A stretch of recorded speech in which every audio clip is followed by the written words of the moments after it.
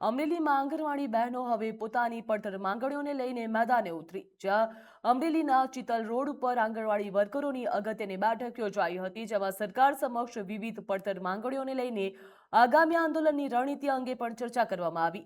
મોંઘવારીના વધતા દોર વચ્ચે આંગણવાડી બહેનોને માસિક 24,800 રૂપિયાના પગારની માંગ કરી, તો માંગણીઓનો ઉકેલ નહીં આવે તો સરકાર સામે ઉગ્ર આંદોલન કરવાની પણ તેમના દ્વારા ચીમકી ઉચ્ચારવામાં આવી હતી।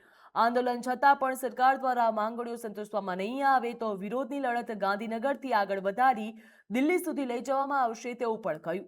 આંગણવાડી બહેનોના એલાનથી આગામી દિવસોમાં સરકાર સામે વધુ ઉગ્ર વિરોધ નોંધાવશે તેવા એંધાણ પણ જોવા મળી રહ્યા છે। અને અમે વર્ષોથી સરકાર પાસે એક જ માંગણી કરીએ છીએ કે અમને સમાનજનક વેતન આપો।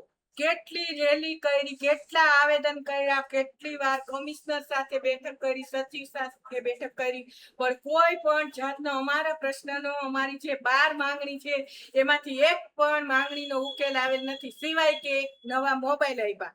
પણ જેવા નવા મોબાઈલ આપ્યા એટલી અમારે એપ્લિકેશન અને એટલું કામનું ભારણ છે, છતાંય અમે કામ કરવાની ના જ નથી પાડતા। પણ અમને સમાનજનક વેતન આપવું જોઈએ, જે નામદાર હાઈકોર્ટે ચુકાદો આપ્યો 24,800 અને 20,300, તો એના માટે સરકાર અમારી સામે અપીલમાં ગઈ સુપ્રીમ કોર્ટમાં અમે પણ કેસ દાખલ કર્યો છે અને અત્યારે અમારો કેસ ટેબલ પર પણ આવી ગયો છે। ત્યાં સુધી અમે સરકારને એમ કહીએ છીએ કે જ્યાં સુધી સુપ્રીમનો ચુકાદો ન આવે ત્યાં સુધી અમને વચગાળાનું વેતન આપો। જે અત્યારે 18,500 છે, નાનામાં નાનું વેતન છે, એના માટે અમે સરકાર પાસે માંગણી કરીએ છીએ। પણ સરકારે હજી સુધી અમારા એક પણ અમને 2 મહિનાનું સરકારે કીધેલું કે ચૂંટણી પછી જાહેર કરશું, પણ સરકારે જાહેર કરેલ નથી।